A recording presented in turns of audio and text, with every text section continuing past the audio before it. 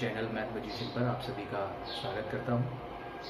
बच्चों, आज की जो हमारी वीडियो है वो 12th क्लास की है और 12th क्लास में जो लोग नए हैं वो जानकारी ले लें कि 12th क्लास में हम लोग अभी तक अपनी जो मैट्रिक्स चैप्टर है वो फिनिश कर चुके हैं और डिटरमिनेंट जो है उसकी सारी एक्सरसाइजें फिनिश कर चुके हैं, बस मिसलेनियस एक्सरसाइज बाकी है।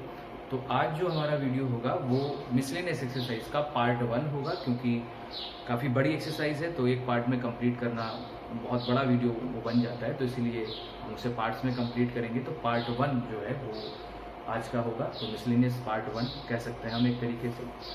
तो वीडियो अगर आप लोगों को पसंद आए तो लाइक एंड शेयर करिए और जो लोग चैनल पर नए हैं वो चैनल को सब्सक्राइब कर लें। तो चलिए शुरू करते हैं वीडियो।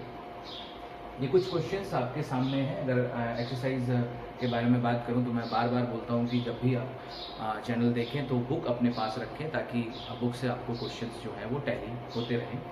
तो मेरे पास जो क्वेश्चंस मैंने लिखे हुए हैं आपके लिए, तो वो 1, 2, 3 एंड 4 अभी कंप्लीट नहीं है, इनकम्प्लीट है। तो पहले मैं क्वेश्चन आप लोगों के सामने एक बार पढ़ देता हूँ। तो जो हमारा पहला क्वेश्चन है, जो हमारे पास पहला दिया गया है, इसमें कहा गया था कि प्रूव दैट द डिटरमिनेंट्स, जो भी आपको दिया गया है, ये डिटरमिनेंट ब्लैक कलर से जो लिखा हुआ है, इज इंडिपेंडेंट ऑफ थीटा।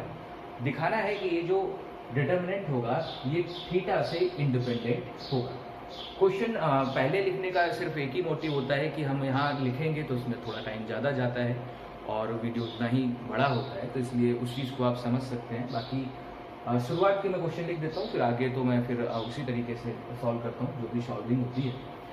तो अगर आप देखें तो ये हमारे पास डिटरमिनेंट था, इसे हमें सॉल्व करके ये दिखाना है कि जो डिटरमिनेंट होगा ये इंडिपेंडेंट ऑफ थीटा होगा, मतलब इसमें थीटा नहीं आएगा। इंडिपेंडेंट का मतलब ये थीटा पर डिपेंड नहीं करेगा। तो देखते हैं कि थीटा पर डिपेंड क्यों नहीं करेगा। मैंने क्या किया, जो भी मुझे डिटरमिनेंट दिया था मैंने इसको ओपन कर दिया।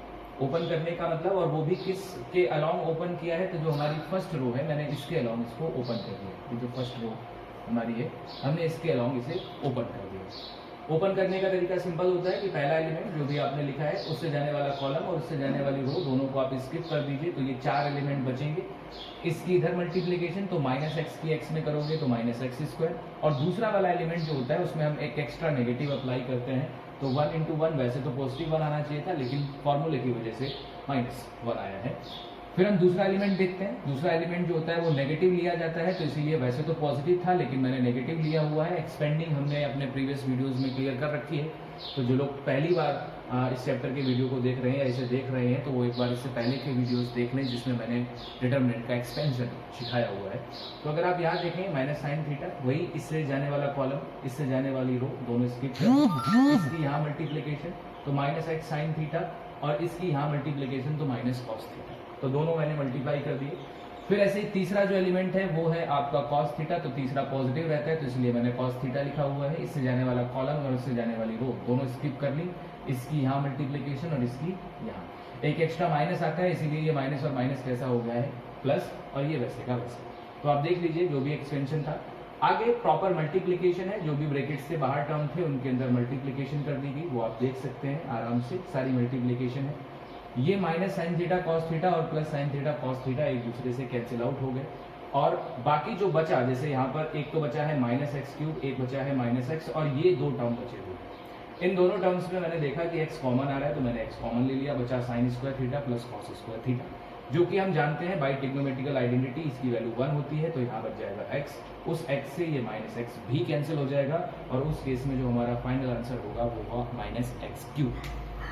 तो आप देखिए कि जब मैंने इस डिटरमिनेंट को एक्सपेंड किया है तो एक्सपेंड करने के बाद जो इसकी फाइनल वैल्यू आई है वो कितनी आई है, वो आई है -x³। और क्वेश्चन कह रहा था कि आपको प्रूव करना है कि इस डिटरमिनेंट की जो वैल्यू होगी वो इंडिपेंडेंट ऑफ थीटा होगी, मतलब थीटा पर डिपेंड नहीं करेगी। तो आप देखिए ये -x³ है, इसमें कहीं पर भी थीटा नहीं है, और अगर थीटा नहीं है इसका मतलब ये बात क्लियरली प्रूव हो जाती है कि वैल्यू इंडिपेंडेंट ऑफ थीटा है। तो आपको सिर्फ इतना ही करना है। सेकेंड क्वेश्चन में आए तो सेकेंड क्वेश्चन में आपको ये जो दिया है ये प्रूफ करना है, और साथ ही साथ ये कहा गया है कि विदाउट एक्सपेंडिंग, आप एक्सपेंड नहीं करेंगे, जैसे हमने यहाँ पर एक्सपेंड कर रखा था, आपको विदाउट एक्सपेंडिंग ये प्रूव करना है कि this one is equal to this one, कि ये इसके इक्वल है। ठीक है, तो हमने टेकिंग LHS अपनी जो भी है वो पिक की, ये है, और हम एक्सपेंड इसे नहीं करेंगे, विदाउट एक्सपेंड ही प्रूव करेंगे। मैंने क्या किया, हम किसी भी टर्म में जानते हैं अच्छे से कि किसी भी फिक्स टर्म की मल्टीप्लाई और डिवाइड कर सकते हैं, तो मैंने वही काम किया कि क्या किया, एक ABC की मल्टीप्लाई की और एक ABC की डिवाइड की। इसके अलावा मैंने कोई चेंजेस नहीं किए, बाकी सब कुछ वैसा ही अंदर लिखा हुआ है। तो एक ABC की डिवाइड और एक ABC की मल्टीप्लाई। फिर हमने डिटरमिनेंट में पढ़ा था, जैसे मैंने ABC जो डिवाइड वाला था वो तो बिल्कुल वैसे का वैसा ही छोड़ दिया, और ये जो ऊपर वाला ABC है, हमने डिटरमिनेंट में पढ़ा था कि हम अगर एक ही मल्टीप्लिकेशन करना चाहें तो वो किसी एक रो या किसी एक कॉलम में मल्टीप्लाई हो सकता है। जैसे ये हमारा ABC है, तो मैंने क्या किया, इसका जो A है पहला टर्म, ध्यान से देखिएगा, जो A है वो मैंने इसकी पहली रो में मल्टीप्लाई कर दिया। तो A को जब तुम पहली रो में मल्टीप्लाई करोगे तो A और A कितना हो जाएगा, A²। आप देखिए A को फिर आप दूसरी रो में दूसरे एलिमेंट में मल्टीप्लाई करोगे तो ये हो जाएगा A3, और तीसरे में मल्टीप्लाई करोगे तो कितना हो जाएगा, ABC। तो A की मल्टीप्लीकेशन मैंने पहली रो में कर दी, तो A तो खत्म हो गया। अब बात आई B की, तो B की मैंने क्या किया, B की मल्टीप्लिकेशन दूसरी रो में की, तो B की जब दूसरी रो में करूंगा तो यहाँ आ जाएगा B², यहाँ आ जाएगा BQ, और ये फिर से C है तो पहले से ही है, B और आएगा तो टोटल हो जाएगा ABC। सिमिलरली बचा C, तो C की मैंने कर दी थर्ड रो में। तो इनडायरेक्टली आप समझ सकते हैं कि ABC की मैंने फर्स्ट, सेकेंड और थर्ड रो में मल्टीप्लिकेशन कर दी है। तो आप देख लीजिए C भी सेम वैसे ही है कि C² CQ और ABC। जो डिवाइड वाला ABC था वो अभी भी वैसा ही है, केवल मल्टीप्लाई वाले को अंदर मल्टीप्लाई किया है एक एक रो में। ठीक है, अब आपने पढ़ा था डिटरमिनेंट की प्रॉपर्टी में कि डिटरमिनेंट में अगर कोई एलिमेंट किसी एक रो या किसी एक कॉलम से कॉमन मिल जाता है तो हम उसे बाहर कर सकते हैं। जैसे कि अगर आप यहाँ देखें ABC ABC ABC, ABC जो है वो थर्ड कॉलम में तीनों में मिल जा रहा है, तो अगर थर्ड कॉलम में तीनों में मिल जा रहा है तो हम क्या करेंगे, ABC को बाहर कर लेंगे। तो मैंने वही किया, ABC को बाहर कर लिया तो ABC बाहर आ गया, और जो डिवाइड वाला ABC था वो अभी भी नीचे ही था तो वो अभी भी यहीं पर है, और यहाँ से हमने जब कॉमन ले लिया तो यहाँ बच गया 1 1 और 1। आप देख लीजिए बाकी सब कुछ वैसे का वैसा ही है। उसके बाद अब हम चलते हैं प्रूफ पे। तो ऑब्वियसली ये तो आपको समझ में आ ही रहा होगा कि ABC कट गया तो वो बाहर से सारा पोर्शन हट गया। अब हम अगर प्रूविंग पे अपनी चले तो प्रूविंग में हमें ये प्रूव करना है। इस प्रूफ को मतलब है कि हमारे पास जो पहला कॉलम होना चाहिए वो 1 1 1 का होना चाहिए, जबकि हमारा जो बन रहा है 1 1 1 वो बन रहा है थर्ड कॉलम में। तो हमने और प्रॉपर्टी डिटरमिनेंट की पढ़ी थी, उनमें कहा था हम किसी एक कॉलम को या किसी एक रो को रिप्लेस कर सकते हैं, लेकिन जब हम रिप्लेस करेंगे तो फिर एक नेगेटिव का सिंबल आएगा। प्रॉपर्टीज वाले वीडियोज में आप देखिए।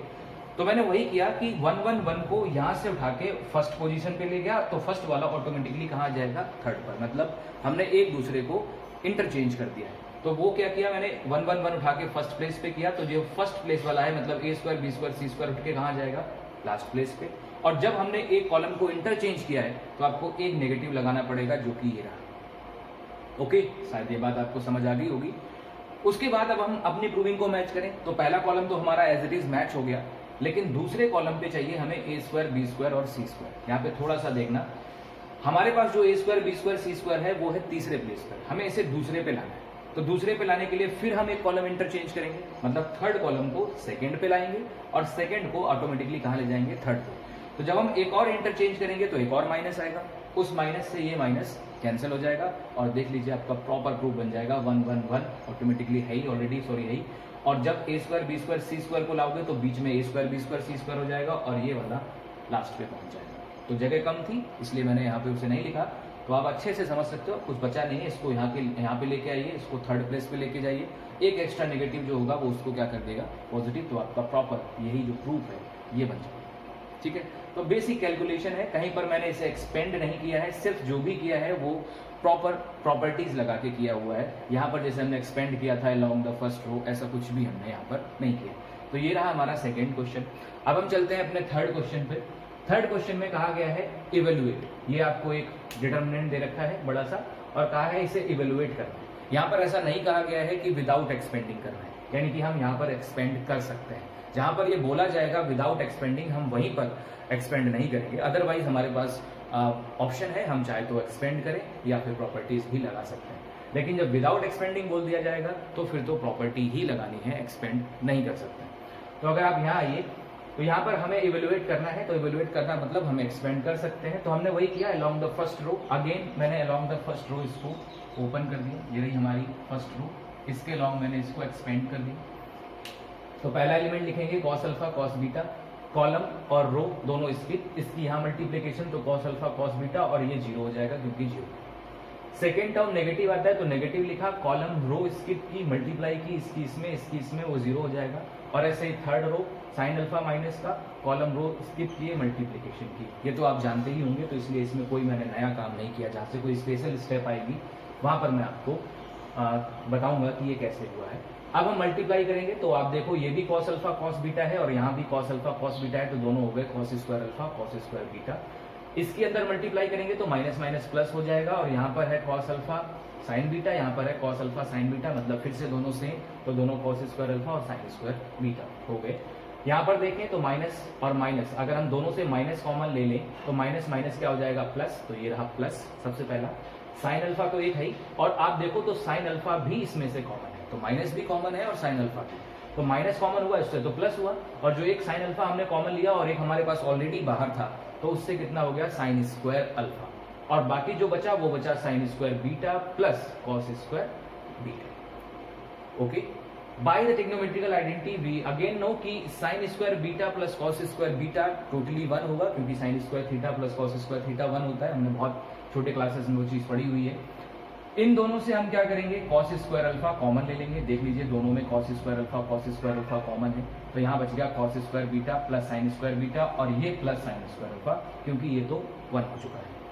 तो अब आप यहाँ देखें तो ये अगेन फिर से प्रॉपर्टी लगेगी वही, cos square beta plus sign square beta, फिर से ये कितना हो जाएगा 1, तो यहाँ से बचेगा कॉस स्क्वायर अल्फा और यहाँ से साइन स्क्वायर अल्फा, और फिर इसमें एक बार और प्रॉपर्टी लगेगी और फिर हो जाएगा 1। तो मतलब वो प्रॉपर्टी 3 बार लगी, एक बार यहाँ, एक बार यहाँ और एक बार फाइनल लास्ट में, तो 3 बार वही प्रॉपर्टी लगाई और हमारा इसका जो फाइनल आंसर आया वो आया 1। तो हमें इवेलुएट ही करना था, तो इवेलुएट करने का मतलब जितना हम ज़्यादा सिंप्लीफाई कर सकते हैं, तो सिंप्लीफाई किया तो हमें 1 तक हम पहुंच गए। बढ़ते हैं नेक्स्ट क्वेश्चन की तरफ। नेक्स्ट क्वेश्चन में आपसे कहा गया है, बुक आपके पास होगी, कहा गया है इफ दिस डिटर्मिनेंट जो भी आपको दिया गया है इज इक्वल टू 0, अगर ये 0 के इक्वल है, याद रखिए इस बार प्रूफ नहीं करना है कि ये 0 है, ये कहा गया है if this determinant is equal to 0 then proof that, तब आपको जो प्रूफ करना है वो क्या करना है, either a plus B plus C is equal to 0, या तो a plus B plus C 0 होगा, और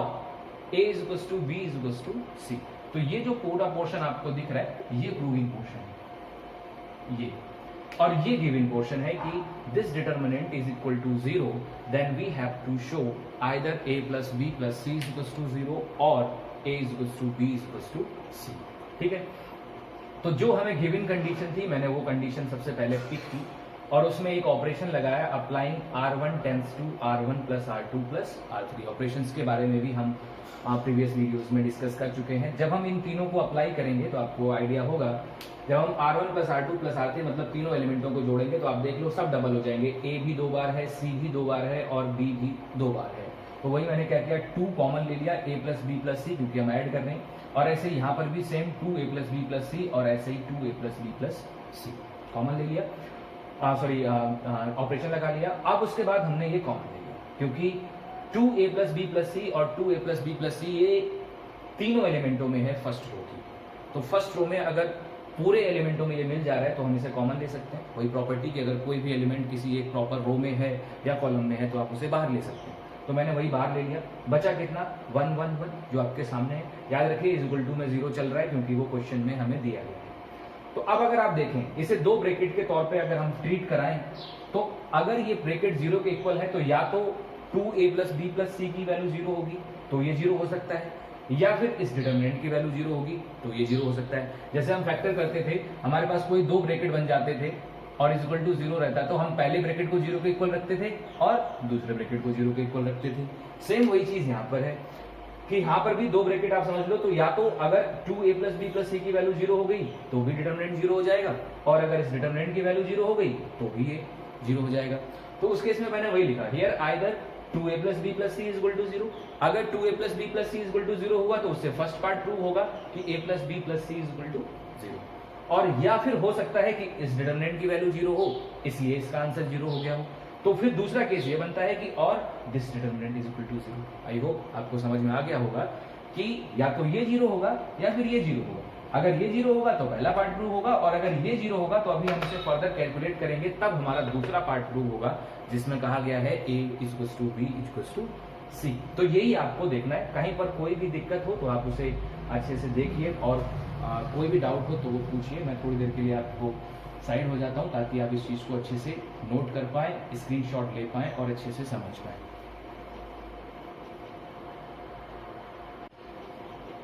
तो चलिए आगे बढ़ते हैं। तो हमने अभी तक क्या किया था कि either a plus B plus c equals to 0, जैसा कि आप देख रहे हैं, और दिस वन। तो एक पार्ट तो हमारा प्रूव हो गया था। अब दूसरा पार्ट प्रूव करते हैं, a is equal to B is equal to c with the help of this. तो ये भी 0 के इक्वल है। तो मैंने क्या किया, इसी को पिक कर लिया, ये जो आपके सामने दिया गया है इसको पिक कर लिया, और बेसिक जो भी ऑपरेशंस होते हैं उसे हम अब लगाएंगे कि हम ज़्यादा से ज़्यादा सोचेंगे इसमें 0 बन जाए, ताकि एक्सपेंड जब हम करें तो हमारी कैलकुलेशन थोड़ी सी कम रहे। तो मैंने वही ऑपरेशंस लगाए कि मैं कैसे इसे 0 बना सकता हूं। तो मैंने सोचा कि 1 में से 1 अगर सब्ट्रैक्ट हो जाएगा तो 0 हो जाएगा, ऐसे इसमें से 1 सब्ट्रैक्ट हो जाएगा तो 0 हो जाएगा। तो दो ऑपरेशंस मैंने लगा लिए, C1 tends to C1 minus C2 and C2 tends to C2 minus C3। बहुत कॉमन है, बहुत बार ऐसा हम लोग करते हैं। तो इसमें से इसे सब्ट्रैक्ट करेंगे तो 0, यहाँ से यहाँ सब्ट्रैक्ट करेंगे तो a से a तो कैंसिल हो जाएगा, बचेगा C माइनस b, वो ये लिखा हुआ है। इसको इससे सब्ट्रैक्ट करेंगे तो b से b कैंसिल हो जाएगा, बचेगा a माइनस c, वो ये रहा। ऐसे ही यहाँ लगाएंगे तो 1 में से 1 0, यहाँ b से b कैंसिल होके a माइनस c, और यहाँ c से c कैंसिल हो गए p माइनस a। तो C1 में चेंज किया है, C2 में चेंज किया है, C3 में कोई चेंज नहीं है, तो C3 वैसे का वैसा ही इक्वल्स टू में 0 चल रहा है, उसे चलने देते हैं। इसे अब हम एक्सपेंड कर देते हैं अलोंग द फर्स्ट रो के अलोंग एक्सपेंड करेंगे तो आप देखेंगे फर्स्ट रो में 2 तो ऑलरेडी 0 हो गए। यही हमारा कॉन्सेप्ट ही था कि जितने ज्यादा 0 बनेंगे एक्सपेंड करने में हमें उतना ही आसानी होगी। तो 2 तो इसमें 0 हो गए, एक बचा, मतलब अब सिर्फ इसी के रिस्पेक्ट में ओपन होगा। तो जब इसके रिस्पेक्ट में ओपन करेंगे तो कॉलम और रो दोनों स्किप हो जाएंगे, तो ये 4 एलिमेंट बचेंगे जो मैंने यहाँ लिखे हुए हैं। इसको 0 के इक्वल रखेंगे और फिर वही क्रॉस मल्टीप्लिकेशन करके इसको एक्सपेंड कर देंगे। तो क्रॉस मल्टीप्लिकेशन करके आप इसे एक्सपेंड भी कर सकते हैं। तो ऊपर से नीचे ये रहा और फिर नीचे से ऊपर ये रहा, बहुत बेसिक है, आप लोग जानते हैं। उसके बाद ब्रैकेट्स की मल्टीप्लिकेशन कर दी, जो भी ब्रैकेट्स के आपके सामने मल्टीप्लिकेशन है तो यहाँ करी, तो ये हो गया BC, ये हो गया AC, ये हो गया B स्क्वायर और ये हो गया BA, वो भी प्लस माइनस जो भी है वो आप जानते हैं। इसका होल स्क्वायर खोल दिया तो A square plus B square minus 2AB, लेकिन B बाहर माइनस लगा था इसलिए सिंबल सारे चेंज हो गए। फिर स्क्वायर वाले टर्म एक तरफ कर लिए, ये हमारे पास एक AB बचा था तो AB लिख दिया, एक BC बचा था, BC एक AC माइनस का था और 2 AC प्लस के थे। तो जब हम इन्हें सॉल्व करेंगे तो एक AC प्लस का बन जाएगा। तो ये जितने भी डबल टर्म है ये प्लस के हैं और ये जो स्क्वायरिश टर्म है ये माइनस के हैं। फिर मैंने क्या किया, यहाँ तक करने के बाद -2 से पूरी इक्वेशन में मल्टीप्लाई कर दिया, सॉरी। तो -2 से अगर मैं पूरी इक्वेशन को मल्टीप्लाई करूँ तो यहाँ माइनस माइनस सबसे पहले प्लस होगा तो 2 बच जाएगा, यहाँ भी +2, यहाँ भी +2 और यहाँ -2 और -2। अगेन आई एम रिपीटिंग कि मैंने मल्टीप्लाई किया है -2 से पूरी इक्वेशन को। पूरी इक्वेशन को -2 से मल्टीप्लाई करेंगे तो सबसे पहले वो माइनस जो है वो सारे सिंबल चेंज करेगा और फिर सबके सामने 2 2 2 लग जाएगा। तो सारे सिंबल्स चेंज हो गए, जो माइनस था वो प्लस हो गया और जो प्लस था वो माइनस, और सबके सामने 2 आ गया है। ऐसा मैंने क्यों किया, ताकि मैं होल स्क्वायर बनाना चाह रहा हूँ। अभी आप देखेंगे जैसे ये 2a स्क्वायर है, ऊपर देखिए मैंने क्या लिखा है a square plus a square. ऐसे 2b स्क्वायर को भी क्या कर दिया, b square plus b square, और 2c स्क्वायर को क्या कर दिया, c square plus c square. बाकी -2ab और bc ac वाले टर्म 2 वाले ऐसे ही रखे हुए हैं। अब मैंने क्या किया, गौर से देखो, a स्क्वायर ये जो एक टर्म है a स्क्वायर और ये एक b स्क्वायर, ये एक जगह रखा और -2ab इसके साथ कर दिया। आपको समझ आ रहा होगा मैं क्यों कर रहा हूँ। तो a square plus b square -2ab, तो 3 टर्म हो गए। फिर ऐसे ही मैंने क्या किया, एक जो b स्क्वायर बचा था वो और इसका एक c स्क्वायर, तो b square plus c square और ये बचा -2bc, मैंने इसे एक साथ कर लिया तो ये एक और होल स्क्वायर बन गया।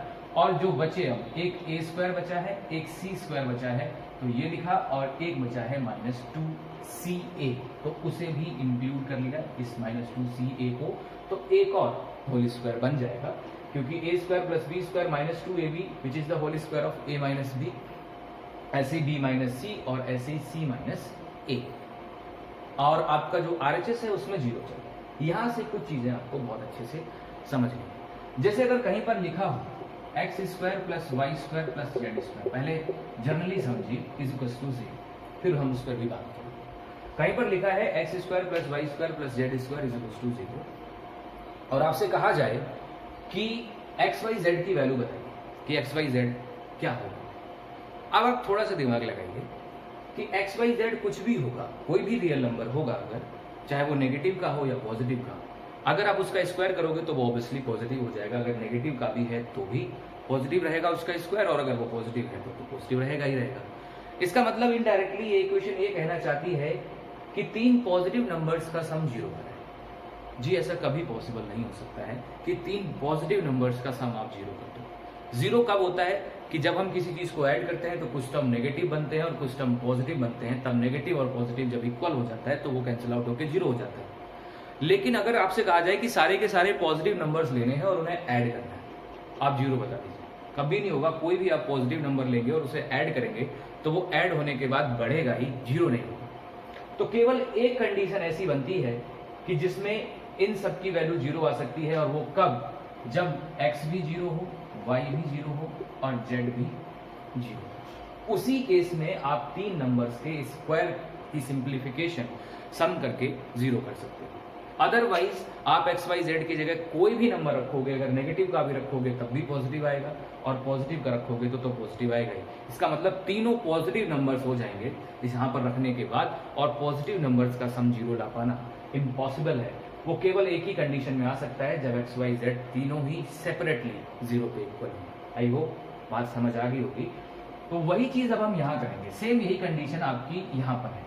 यहाँ पर आप देखिए a माइनस बी का होल स्क्वायर है तो ऑब्वियसली पॉजिटिव आएगा हमेशा आंसर, ऐसे इसका भी और इसका ऐसे इसका। तो तीनों ये पॉजिटिव नंबर्स हैं, और पॉजिटिव नंबर्स का सम आप 0 करना चाहते हैं, जो कि कभी नहीं हो सकता है। तो फिर एक ही केस यहाँ पर हो सकता है कि यहाँ पर मे भी ऐसा हो सकता है कि a माइनस बी का जो होल स्क्वायर है ये सेपरेटली 0 हो, ऐसे ही b माइनस सी का जो होल स्क्वायर है ये भी सेपरेटली 0 हो, और ऐसे ही c माइनस ए का जो होल स्क्वायर है ये भी सेपरेटली 0 हो।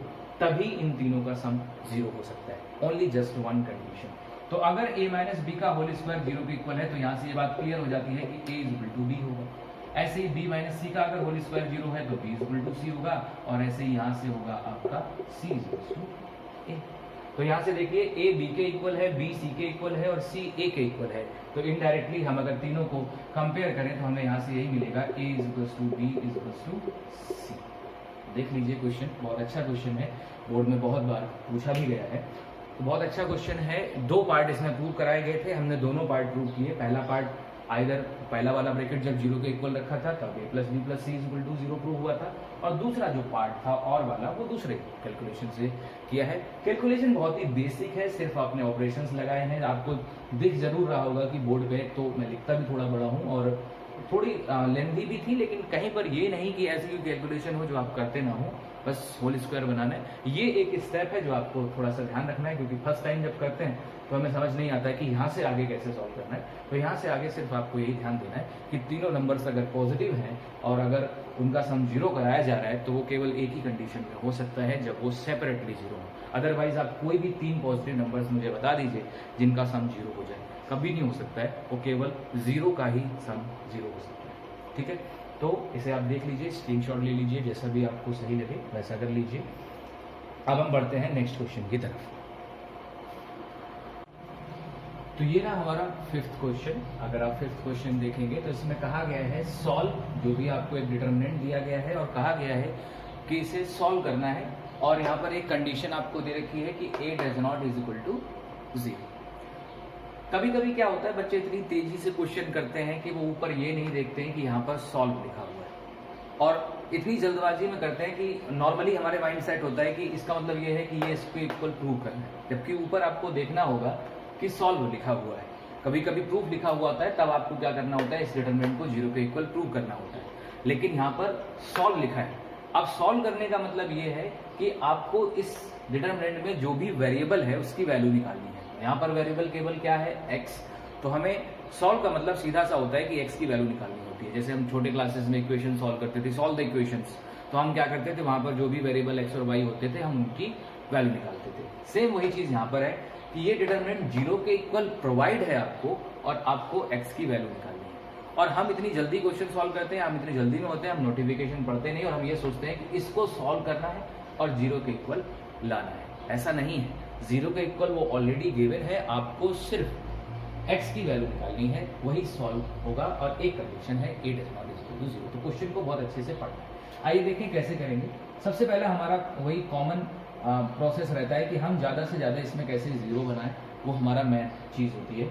मैंने एक यहाँ पर ऑपरेशन लगाया, applying R1 tends to R1 plus R2 plus R3। ठीक है, बहुत सिंपल है। अगर हम ये ऑपरेशन लगाएंगे तो हमें क्या मिलेगा, इन तीनों को जोड़ लो तो मिल जाएगा 3x प्लस a। यहाँ पर भी करोगे तो 3x प्लस a, यहाँ पर भी करोगे तो 3x प्लस a। बाकी x as it is, x plus a as it is, x as it is, x as it is और x plus a as it is. और इक्वल में क्या चल रहा है जी। अब हम क्या करें, जो भी हमें कॉमन मिल सकता है, तो आप देखिए फर्स्ट रो से आपको कॉमन मिल रहा है 3x प्लस a। अगर वो आपने कॉमन ले लिया तो 1x और 1x plus a and x, now 1x plus a is equals to 0। अब हम 0 बनाने के ऊपर आएंगे कि हम कितने ज़्यादा से ज़्यादा 0 बना सकते हैं। उससे पहले यहाँ पर हम क्या करेंगे, दो ब्रैकेट्स बन गए प्रीवियस क्वेश्चन की जैसे। तो हम सबसे पहले क्या करेंगे, taking 3x plus a is equals to 0, क्योंकि इसकी वैल्यू भी 0 हो सकती है as to the previous concept. तो यहाँ से x की वैल्यू कितनी आ जाएगी, माइनस a अपॉन, एक वैल्यू तो ये आ जाएगी। लेकिन साथ ही साथ इस डिटरमिनेंट को भी 0 के इक्वल पुट किया जा सकता है। तो इस डिटरमिनेंट को अगर हम 0 के इक्वल पुट करेंगे तो देखेंगे x की वैल्यू हमें क्या मिलती है। अगर वो वैल्यू एक और हमारी कोई सेटिस्फैक्टरी वैल्यू आई तो हम वो भी हमारी x की वैल्यू होगी, तो x की दो वैल्यूज हो जाएंगी। अदरवाइज अगर वो सेटिस्फैक्टरी नहीं आई तो x की फिर हमारी यही वैल्यू रहेगी। तो आइए एक बार देखते हैं, जब हम इसको 0 के इक्वल पुट करेंगे तो मैं थोड़ा डायरेक्ट कर रहा हूँ, 0 के इक्वल तो पुट ही कर रहा हूँ, साथ ही साथ ऑपरेशंस भी लगा ले रहा हूँ ताकि हमारा बोर्ड भी बच जाए और जल्दी से कवर कर सके। तो मैंने यहाँ पर वही operation, common operation, C1 tends to C1 minus C2 और C2 tense to C2 minus C3। दो ऑपरेशंस, जब भी आपकी पहली रो 1 1 बन जाती है तो आप 0 इसी तरीके से बनाते हैं। तो इसको अगर आप देखें, C1 tends to C1 minus C2, तो 1 माइनस 1 0 हो जाएगा। यहाँ पर x में से x सब्ट्रैक्ट करोगे तो कट के 0 और यहाँ बच जाएगा माइनस 1, क्योंकि इसमें से घटाओगे तो माइनस। x में से x फिर सब्ट्रैक्ट करोगे तो कितना, 0। यहाँ पर सब्ट्रैक्ट करो 1 में से 1, 0। यहाँ पर सब्ट्रैक्ट करो तो x से x सब्ट्रैक्ट हो जाएगा, बचेगा कितना, a। और यहाँ सब्ट्रैक्ट करो तो फिर से वही माइनस 1। दो कॉलम में चेंज किया था, तो जो तीसरा कॉलम है वो बिल्कुल वैसे का वैसा ही, यानी कि x plus a as it is और विच इज इक्वल टू 0। तो अगर आप अब देखेंगे तो आपकी पहली रो में दो एलिमेंट 0 हो चुके हैं, तो आप पहली रो के अलोंग इस डिटरमिनेंट को ओपन कर दीजिए। तो केवल 1 के अलोंग होगा, तो रो और कॉलम ये दोनों जो है वो छिप जाएंगे, तो बचेगा minus a 0 and minus is equal to 0।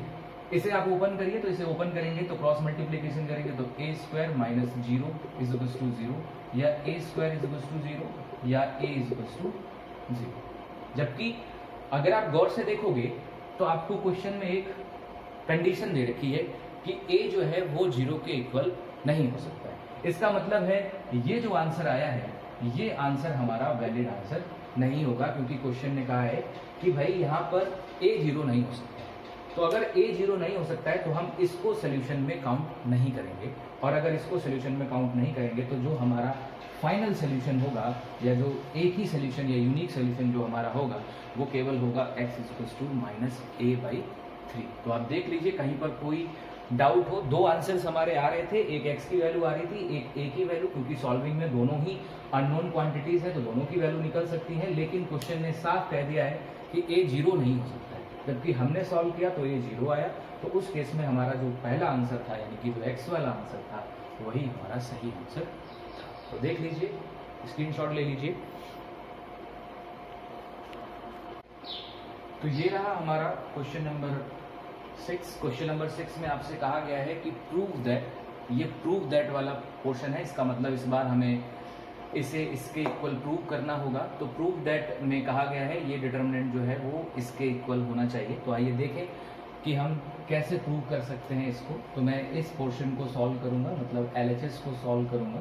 तो मैं यहाँ लिख दे रहा हूँ taking LHS is equal to, थोड़ा सा मैं डायरेक्ट कर रहा हूँ यहाँ पर ताकि आप लोग अच्छे से समझ पाएँ। जैसे आप पहली रो देखिए, पहला कॉलम देखिए, पहले कॉलम में आप देखेंगे तो a यहाँ से मिल जाएगा कॉमन, इन दोनों में भी आप देख लीजिए ए कॉमन मिल जाएगा, तो मतलब इस पूरे टर्म से भी ए कॉमन मिल जाएगा और यहाँ भी आप देखिए ए कॉमन मिल जाएगा। इसका मतलब है पहले कॉलम से पूरा ए कॉमन है। सेम ऐसे ही दूसरे कॉलम से बी कॉमन है, क्योंकि यहाँ भी है और इन दोनों से भी बी कॉमन है। ऐसे ही तीसरे से सी कॉमन है। तो क्या हम बाहर ए बी सी कॉमन लेके लिख लें?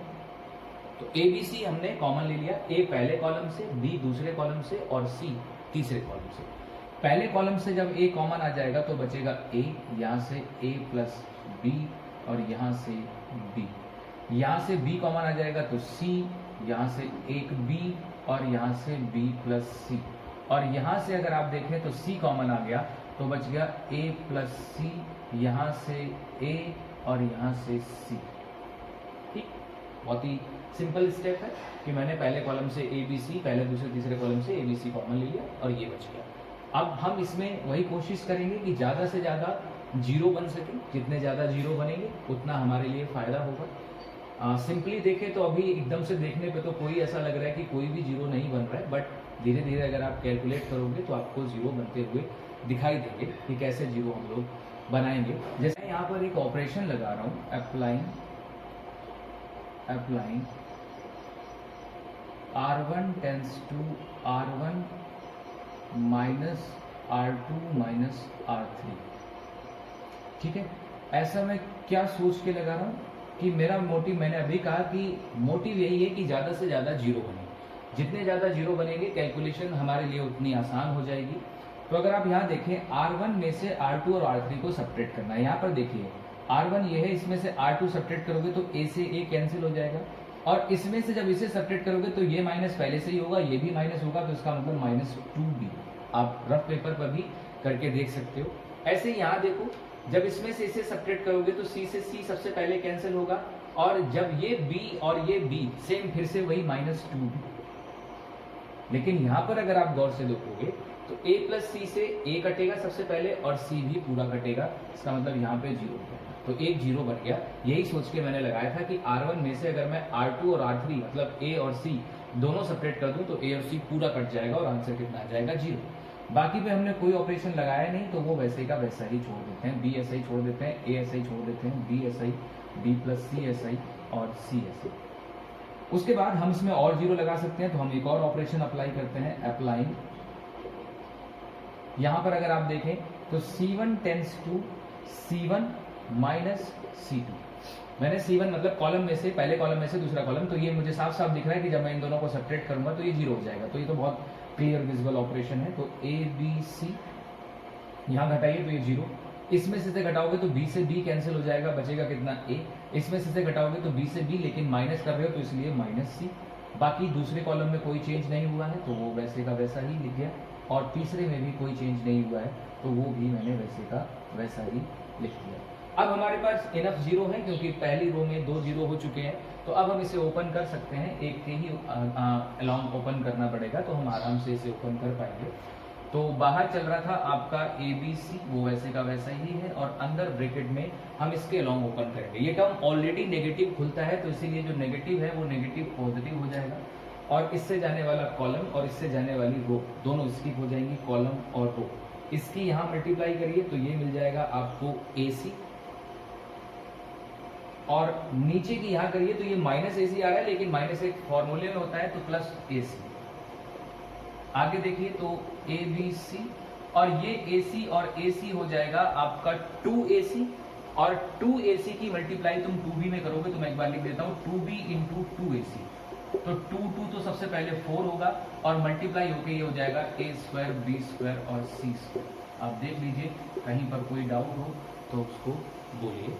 बहुत ज़्यादा हार्ड क्वेश्चन नहीं था, केवल 2 ऑपरेशन आपने लगाए और क्वेश्चन कंप्लीट हो गया। ऑपरेशन हमेशा यही सोच के लगाया करिए कि कुछ ना कुछ तो जीरो बने ही बने, भले एक ही एलिमेंट बने बट जीरो बने।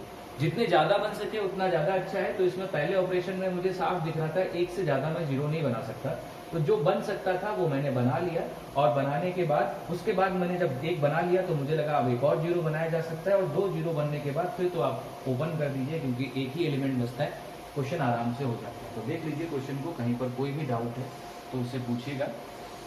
तो इस वीडियो में हम लोग इस एक्सरसाइज के ये 6 क्वेश्चंस तक ही रखेंगे, क्योंकि वीडियो बहुत बड़ी हो जाती है एक वीडियो, फिर आप लोगों को देखने के लिए उतना टाइम नहीं होता है, तो स्लो करेंगे आराम से। नेक्स्ट वीडियो हम इसका पार्ट 2 बनाएंगे, जिसमें हम 7 क्वेश्चन से स्टार्ट करेंगे। होपफुली कि वो एक्सरसाइज उसमें ख़त्म हो जाए, और अगर थोड़ा और लेंदी होगा तो हम एक और पार्ट उसमें बना लेंगे। तो आज के लिए हम इससे वीडियो को यहीं रखते हैं। आपको अगर वीडियो पसंद आई हो तो इसे लाइक एंड शेयर करिए अपने दोस्तों के साथ, और जो लोग चैनल पर नए हैं वो चैनल को सब्सक्राइब कर लें, बेल आइकन प्रेस कर लें, ताकि जब भी मैं वीडियो डालूँ तो आपको वीडियो मिलती रहे। बीच में थोड़ा गैप हो गया था वीडियो का मिलने में, क्योंकि उस समय मुझे इम्पोर्टेंट काम था। अब देख रहे हैं कि पहले मैं वीडियो बोर्ड पे नहीं बनाता था, तो बोर्ड का अरेंजमेंट किया हुआ है। तो वो अरेंजमेंट इसलिए हुआ है क्योंकि पहले मैं दूसरी जगह था, अब मैं घर पे हूँ, तो घर पे बोर्ड अवेलेबल है मेरे पास, तो इसीलिए थोड़ा टाइम लगा वहाँ से यहाँ तक ट्रैवलिंग करने में। अब आपको रेगुलर बेसिस पर वीडियो मिलते रहेंगे, ठीक है।